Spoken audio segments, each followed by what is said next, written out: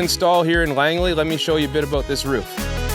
This is one of the underlayments that we're using. This is a permeable underlayment, which means sheds water but also breathes from underneath. Now these underlayments, they're a second layer of protection. The first layer, of course, is your shingles, so these are just a backup. So we've got another type of underlayment here. This is a self-adhering underlayment, so it's used in low slope applications, but it's also a code requirement to use this type of underlayment at the roof edge. Eve protection from ice damming, and it's a self-adhering membrane that self-seals around the nail holes. So we've got a couple special features on this roof. This is a gable end drip flashing, just extra protection for your fascia board. Another feature we have on this roof is a Eve drip flashing.